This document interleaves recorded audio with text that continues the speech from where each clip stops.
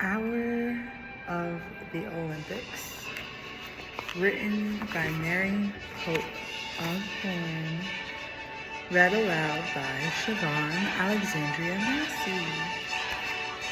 This is dedicated to Chase, who loves to read.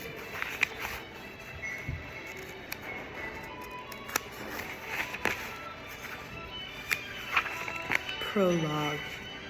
One summer day, in Fog Creek, Pennsylvania, a mysterious treehouse appeared in the woods.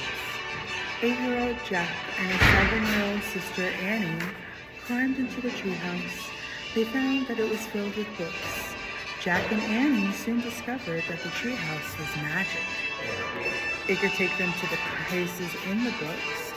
All they had to do was point to a picture and wish to go there. Along the way, they discovered the treehouse belongs to Morgan Le Fay. Morgan is a magical librarian from the time of King Arthur. She travels through time and space gathering books. In the Magic Treehouse books, numbers 8 through 12, Jack and Annie solved 4 ancient riddles and became master librarians to help them in their future tasks. Morgan gave Jack and Annie secret library cards with the letters ML on them. Jack and Annie's first 4 missions are to save stories from ancient libraries. This is their 4th mission. Chapter 1. Just one more. You awake? Annie's voice came out of the dark. Yep, said Jack from his bed. Get up, said Annie. We have to get to the treehouse before sunrise. I'm ready, said Jack. He threw back his covers and jumped out of bed. He was wearing his jeans and t-shirt. You slept in your clothes? Asked Annie. I didn't want to waste any time, said Jack. He pulled on his backpack. Annie laughed. You must really be excited about going to ancient Greece, she said. Yep, said Jack. Do you have a secret library card? Asked Annie. Yeah, do you? Said Jack. Sure, put it in your backpack, she said. She handed her card to him. I'll carry the flashlight. All set, said Jack. They tiptoed downstairs and out the door. Outside, the air was fresh and cool.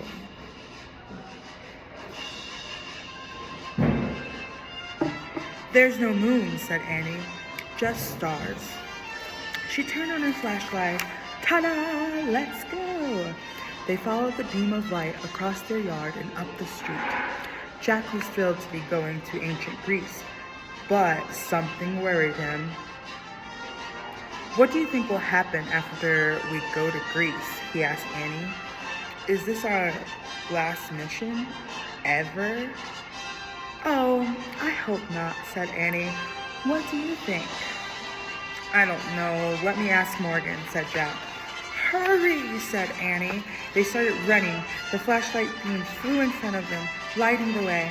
They slowed to a walk when they got to the Frog Creek woods. The thick woods were pitch black.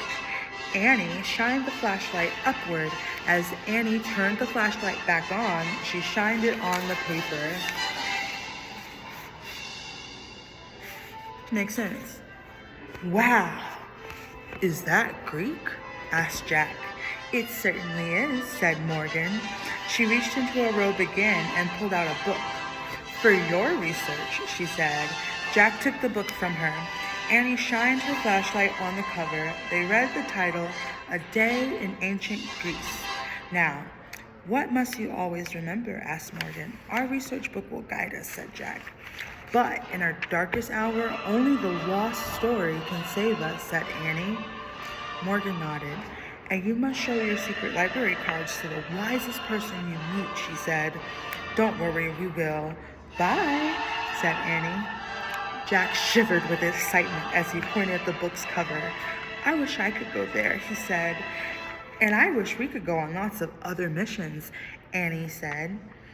The wind began to blow. The treehouse started to spin. It spun faster and faster and faster. Then everything was silent. Absolutely silent. Chapter 2. Any girls here?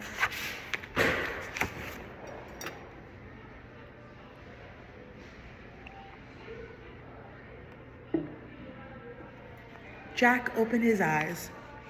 Warm sunshine streamed into the treehouse. We sure don't need the flashlight here, he said. Look, Morgan gave us clothes like the ones we wore in Pompeii, said Annie. Jack looked down.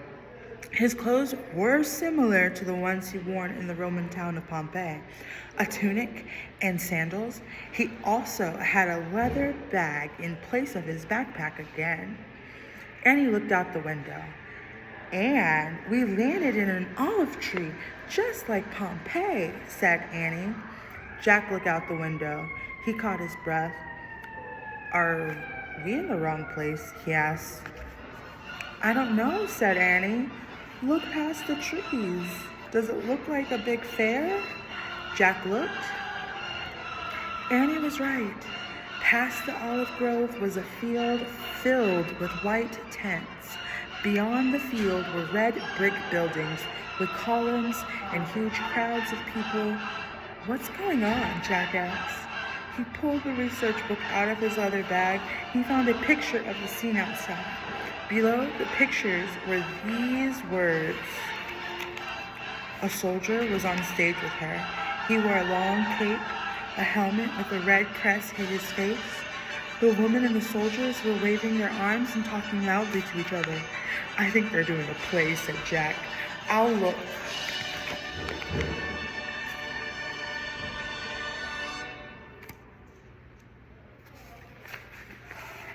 He pulled out the Greek book and found a picture of the theater. Listen, he said. He read out loud. The Greeks were the first to write plays. Many English words for the theater come from Greek words, such as drama, scenery, and chorus. Many Greek plays are still performed today. Hey, Jack, said Annie, you're wrong. When Jack looked up, he saw the woman had pulled off her wig. It was a boy dressed up as a woman. See, even she's a boy, said Annie. That's weird. Jack went on reading. A few actors would play many different parts in the same play. Women were not allowed to act, so men played the female roles too. That's not fair, said Annie. What if a woman wanted to be in the play? Don't worry about it, said Jack. He put the book away. Let's take a peek at the Olympics, then find our story. He nudged Annie to move along. Then he heard a voice. Wait! They turned around. A man with a short white beard was walking toward them. Hello, said the man. He was looking right at Annie. Who are you? Who are you? Said Annie boldly. Chapter 3. The Secret Poet. The bearded man smiled at Annie. My name is Plato, he said.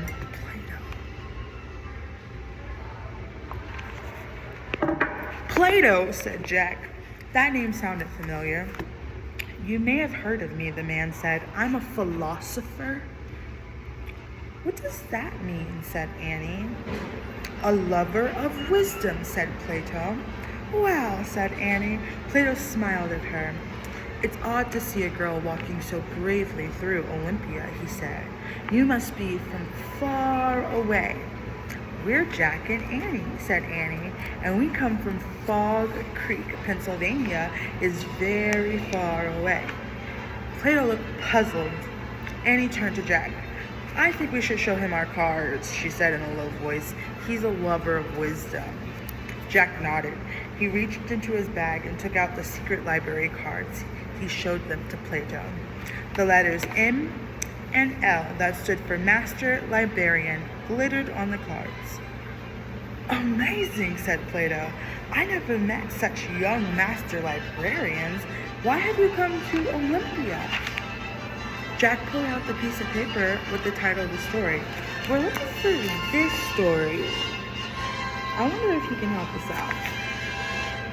Oh yes, said Plato softly. This was written by a brilliant poet, a friend of mine in fact. Do you know where the poet lives, said Jack. Very near here, said Plato. Will you take us there, asked Annie.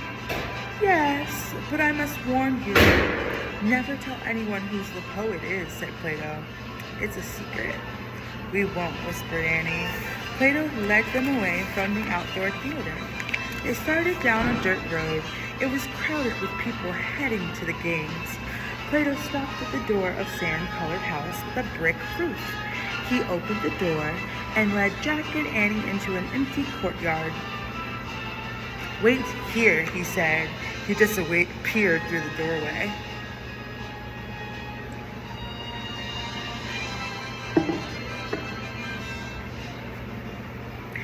Jack and Annie looked around. Rooms opened into the sunny courtyard. Everything was quiet. The people who lived here must have gone to the games, said Annie. I bet you're right, said Jack. He pulled out the Greek book and found a picture of a house. He read out loud. Men and women live in separate parts of Greek house. Women spent most of their time spinning and weaving and taking care of the kitchen. Boys were sent away to school when they were 7. Girls were not allowed to go to school. Girls can't go to school? Said Annie. How do they learn to read and write? At that moment, Plato returned. With him was a young woman dressed in a long tunic with a colored border. She was holding a scroll. Annie smiled a big smile. Finally, she said, another girl.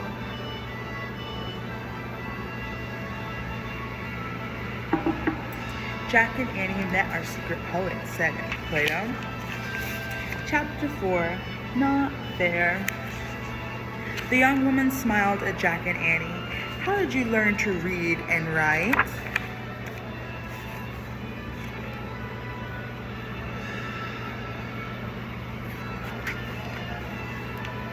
I taught myself, the woman answered. She wrote a poem and brought it to me, said Plato, because I have written and told people that I think Greek girls should go to school and learn things. Is that a poem? Said Jack. He pointed to the poet's scroll. Yes, said the young woman. It's a wonderful story, said Plato. But she will get in trouble if it is to be read in our land. You must take it back to your faraway home, where it will be safe. The poet handed Jack her scroll.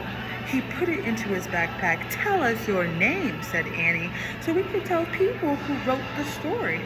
The young woman shook her head. I cannot, she said. When she saw Annie's sad face, she added, you can tell people it was written by Anonymous. That's your name? Asked Annie. No. Anonymous means that no one knows who wrote it, said Plato. But that's not true, said Annie. I'm afraid the risk is too great, said Plato. Annie looked back at the woman. I'm sorry, said Annie. It's not fair, not at all. The poet smiled at her. I'm happy that you will take my story to your country, she said. Perhaps someday women everywhere will write books just like men. They will, said Jack. I promise. The young woman looked at him, puzzled. It's true, said Annie. Thank you, Annie, the young woman said. And thank you, Jack, she bowed, then hurried out of the courtyard. Wait, said Annie. She started to go after the poet, but Plato stopped her. Come along, he said. The games will start soon. Plato then led Jack and Annie out of the Greek house back into the dirt road. Girls can't write stories, grumbled Annie. They can't go to school. They can't be in plays. I've had enough of ancient Greece. Let's just get out of here. Wait, said Jack. What about the Olympics? Oh yeah, said Annie. Her eyes got brighter. I almost forgot. Well, said Plato slowly, I would like to take you both to the games. I have special seats in the viewing box. However, he looked at Annie. Don't tell me, she said. Girls can't go to the Olympics either. Plato shook his head. A girl will get in terrible trouble if she goes to the games, he said. Annie sighed. Really not fair, she said. I'm sorry, said Plato. My country is a democracy. We believe in freedom for our citizens, but I'm afraid right now that only means men. Annie's right. It's not fair, said Jack. I think we should go home now.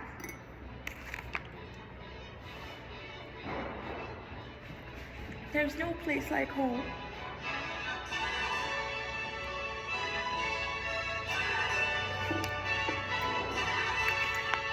Annie's right. It's not fair, said Jack. I think we should go home now. No, Jack, you go to the Olympics, said Annie. At least you can tell me about it. Take notes. What about you? Jack said. I'll go back to that play at the outdoor theater, Annie said. Meet me there when you're done. Jack didn't want to leave Annie alone, but he also didn't want to miss the Olympics. Go, have fun, Annie said. She began walking away. I'll see you later. Bye, Plato. Bye, Annie, said Plato. Annie turned back again and waved. I'll tell you all about it, Jack called. This way, said Plato. He and Jack turned and joined the crowd heading toward the Olympic grounds. Chapter 5. Hi, Zeus.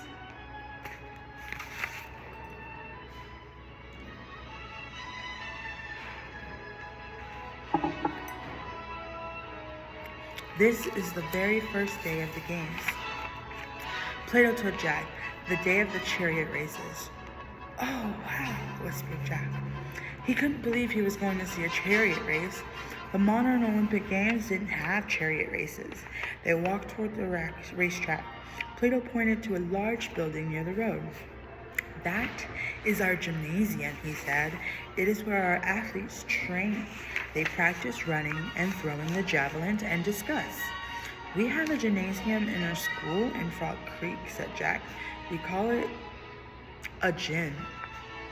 People all over the world copy us Greeks, Plato said. Wait, said Jack. I have to take notes for Annie. He pulled out his notebook and wrote, Ancient Greeks invented gyms. Read it with me. Ancient Greeks invented gyms. Okay, we can go, said Jack. He tucked his notebook under his arm. As they moved along, Plato pointed to a beautiful tree nearby. The olive tree is our sacred tree, he said. The winners of the games will wear crowns made from its branches. Oh, wow, said Jack, and he wrote, Olive tree is sacred. Can you say that and see that? Olive tree is sacred. Next, they passed a beautiful statue of a winged lady. Who's that? Jack said. She's Nike, the goddess of victory, said Plato. Jack quickly wrote, Nike is the goddess of victory. Nike is important to the game, said Plato, but the most important Olympic god is in there. He took Jack to a brick building with huge columns. They stepped through the door. It was a temple. Jack gasped. Do you guys know who this fella is? Any guesses? Take a moment to guess. Put your guesses in the comments.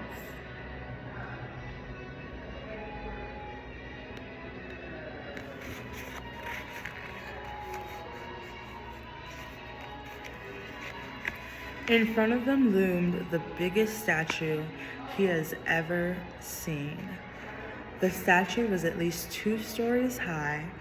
It was a bearded man sitting on a throne. This is the temple of Zeus, and that is a statue of Zeus himself. And Plato said the Olympic Games are played in his honor. He is the chief god of the Greek gods and goddesses. Zeus is the chief god of the Greek gods and goddesses. Finger to the ringer, show him on the judgment call. Oh, but you're not ready for that. "Oh man," whispered Jack. "Yesterday all the athletes came by here," said Plato. "They swore to Zeus that they had trained for 10 months, and they promised to obey the rules of the games." The statue of the mighty Greek god stared down at Jack. Jack felt very small. "Hi, Zeus," he said. His voice was small, too. Suddenly, trumpet sounds came from outside. "The hour has come," said Plato. "We must hurry. The Olympic parade begins." Chapter 6. Mystery Man. Plato and Jack hurried past the crowd standing at the sides of this racetrack. Everyone was shouting and cheering. "I have seats next to the judges," said Plato.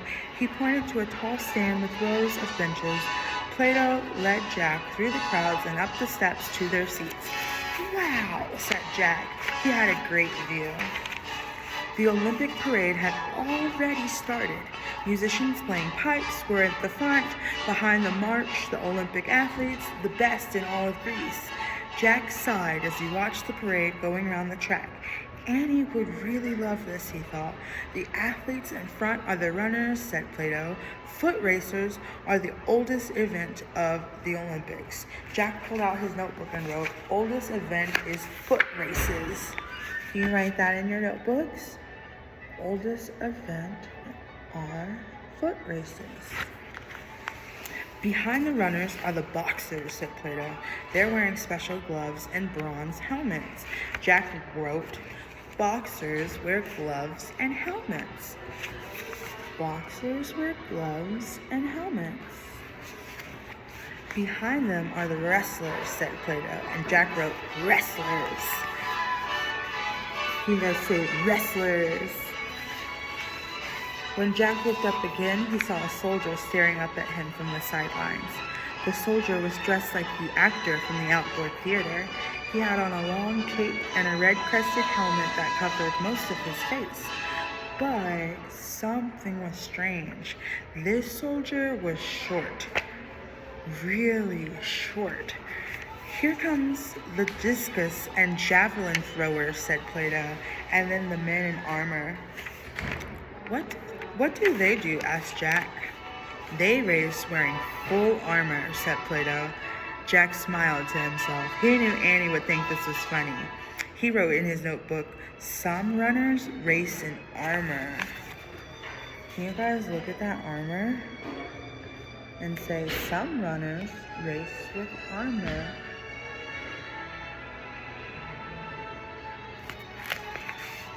Jack finished writing. He looked back at the short soldier. "In a moment, the chariot races will begin," said Plato. "Winning a chariot race is the greatest honor of the games." Jack nodded. He was still studying the short soldier, who seemed to be looking back at him. Suddenly, a small hand came out from the soldier's cape. The hand gave a little wave. Jack gasped. It was Annie's hand waving. The short soldier was Annie. Chapter 7. Go, go, go. Jack stared in horror at Annie. She must have borrowed a costume from the theater. He remembered Plato's words. "A girl will get in trouble, terrible trouble, if she tries to attend the Olympic Games."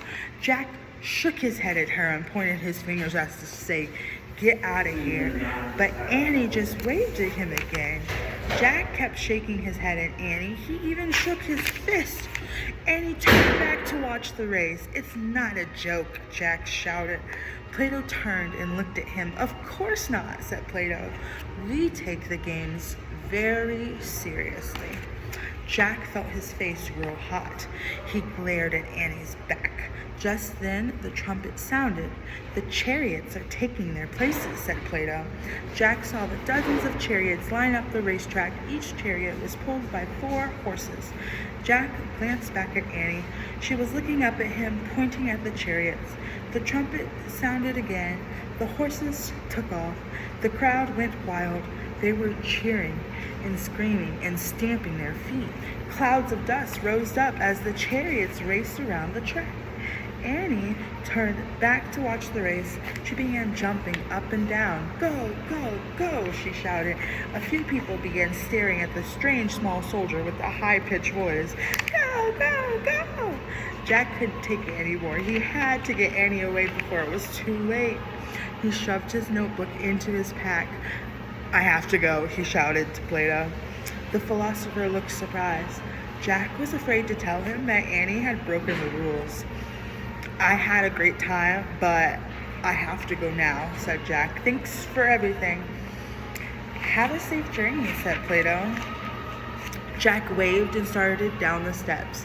As he climbed down, he saw Annie pull off her helmet. Her pigtails flew up and down as she jumped and shouted, Go, go, go!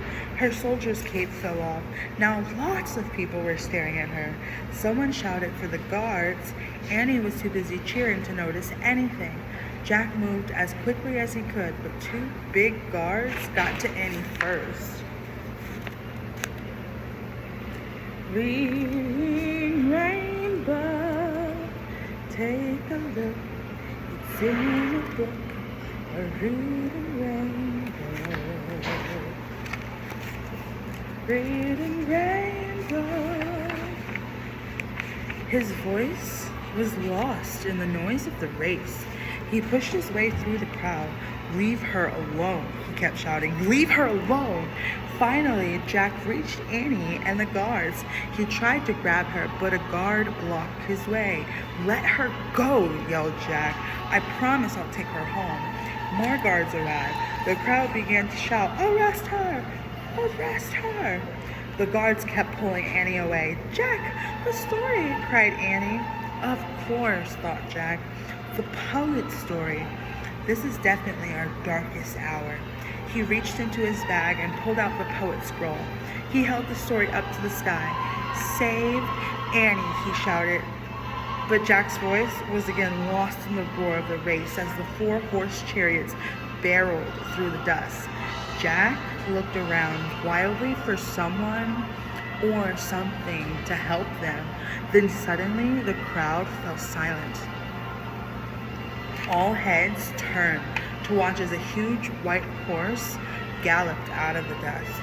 The crowd murmured with excitement and wonder. The white horse was the most beautiful animal Jack has ever seen. He was pulling an empty chariot, and he was galloping straight towards Jack. Chapter 9. What does that say? Can you read in mirror?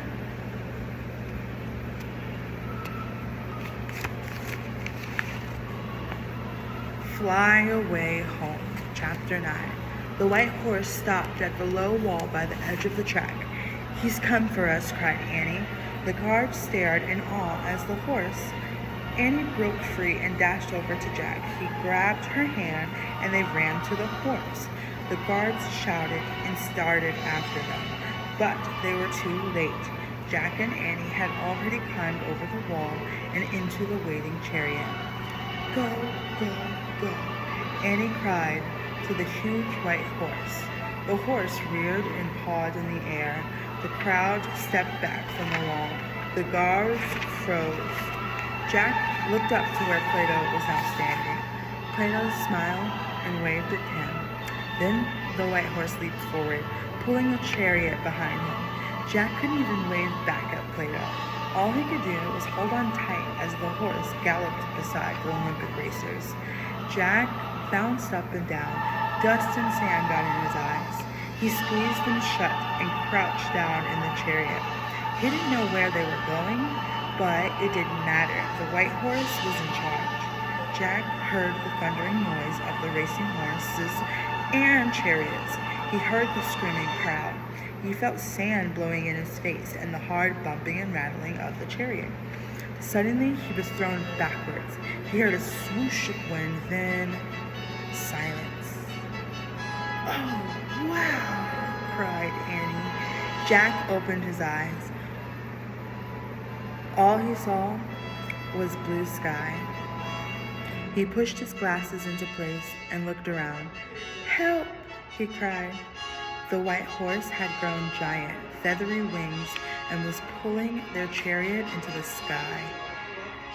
Jack gripped the railing of the chariot and held on for his life. "To the treehouse!" shouted Annie.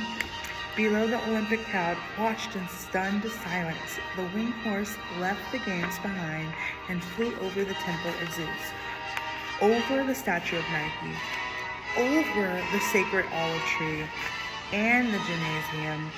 On they went, over the poet's house, the Greek theater, and the field of white tents. Finally, the winged horse coasted to the ground near the olive grove.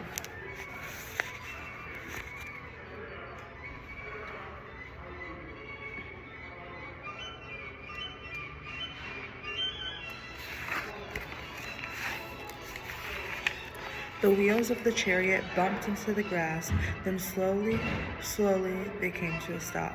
Jack and Annie stepped out the chariot. Jack's legs were so wobbly he could hardly walk. Annie rushed to the horse and stroked his neck. "Thank you," she whispered. Jack patted the horse's long white neck too. "Thanks," he said. "That was the best ride of my life." The horse snorted and pawed the ground. "Come on, Annie, we have to go before they fine us," said Jack. "I don't want to leave him," said Annie. "He's the most beautiful horse in the world." Her eyes filled with tears. "We have to," said Jack. The horse put his head down and touched Annie's forehead with his soft nose. Then he gave her a gentle push towards the treehouse. Annie sniffled and started walking. Jack took her hand as they walked through the olive grove to the rope ladder of the treehouse. "You first," Jack said. Annie started up the ladder. Jack followed.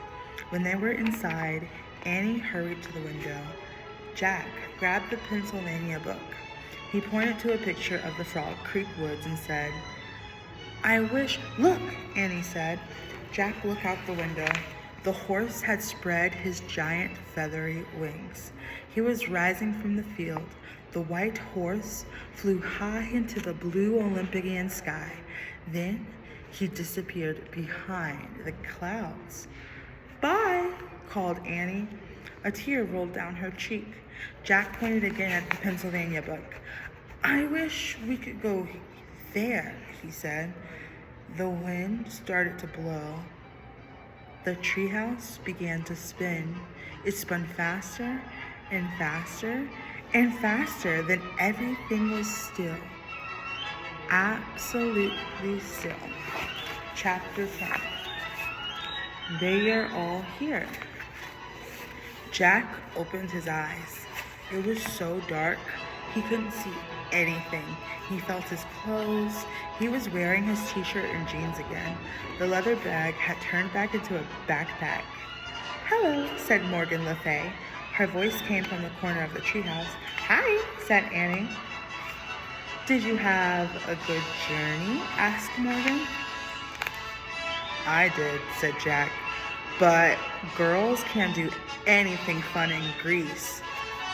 "I did one fun thing," Annie said wistfully. "I rode in a chariot pulled by a flying horse." "That must have been wonderful," said Morgan. "You were very lucky to be bringing me the story of Pegasus." "Who?" said Jack. "Pegasus," said Morgan. "He's the great white-winged horse in Greek mythology." "Oh yeah," said Jack. "I think I heard of him." He felt in his backpack and found the scroll. He gave it to Morgan. He could still barely see her in the dark. "It was written by Anonymous," said Annie. "I know," said Morgan. "Many talented women used that name in the past. Her story will be a great addition to my Camelot library." "Plato helped us find it," said Jack. "Ah, my good friend Plato," said Morgan. "He was one of the greatest thinkers who ever lived. And Pegasus is the greatest horse," said Annie. She sighed. "I just wish I could see him again." "You can," said Morgan softly. "He's here right now." "Pegasus?" cried Annie. "Oh boy." Annie turned on the flashlight and used it to find her way down the rope ladder. Jack grabbed his backpack and followed her. When they were both standing on the ground, Annie shifted her flashlight at the dark trees. "Pegasus," she said. "Where are you? Pegasus?" "Turn off your flashlight, Annie," said Morgan. She was looking down from the treehouse window. Annie switched off the light. "In the night, you can see all the story characters that saved you on your last 4 missions," said Morgan. "They're all here. Hercules and the Silk Weaver Sarf, the Serpent Monster, and now Pegasus." Jack pushed his glasses into place and studied the dark woods. "Where are they, Morgan?" cried Annie. "Where's Pegasus?" "Look hard," said Morgan. "I can't see him," said Annie. "Yes, you can," said Morgan. "The old stories are always with us. We are never alone." "Has Morgan gone crazy?" wondered Jack. "Look up," said Morgan. "Your friends are in the night sky. They are stars." "Stars?" whispered Jack. He stared at the shimmering field of tiny stars overhead. "Hercules is a constellation," said Morgan. "The Romans imagined him kneeling in the sky, holding a club over his head." Morgan waved his finger at the sky. For a moment, Jack saw a living, breathing Hercules outlined by stars. "And there's the Silk Weaver with her beloved cowherd," said Morgan. "The ancient Chinese believed that they were 2 stars on either side of the Milky Way." Morgan waved her hands again. The lovely Silk Weaver was outlined in the heavens, and long ago, the Irish believed the Milky Way itself was the serpent monster Sarf, said Morgan. Morgan waved her hands. A giant serpent glittered through the sky, and the ancient Greeks named one of their constellations Pegasus, said Morgan. She waved her hands again, and the white horse head, wings, and galloping legs flowed in the sky.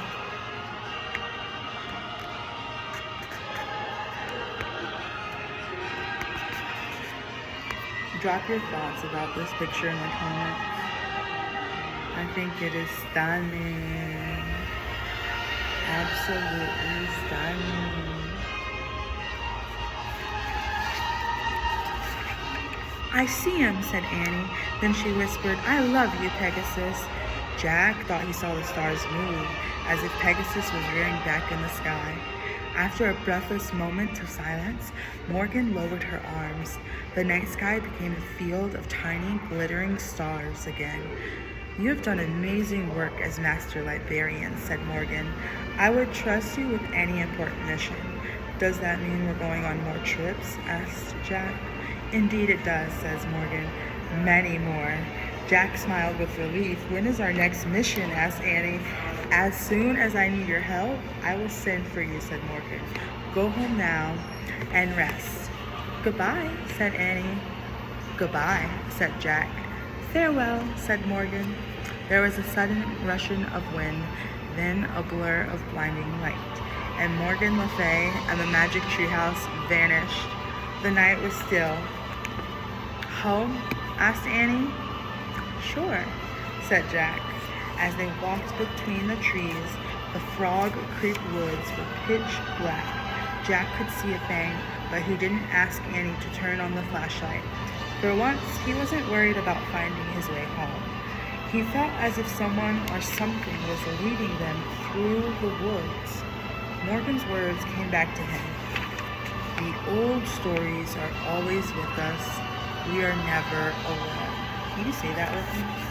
The old stories are always with us, and we are never, ever alone. Jack looked up at the stars again. They were beginning to fade in the growing light of dawn, but he thought he could hear the beating of giant wings somewhere high above. If you buy the book, there's more facts about the Olympians that you can read and browse through, but I'm going to save my voice and save that for another time. Thank you so much for joining me on this read aloud. I hope you enjoy the music and you can hear me okay. Take care. Stay blessed. Stay golden. Sprinkle, sprinkle.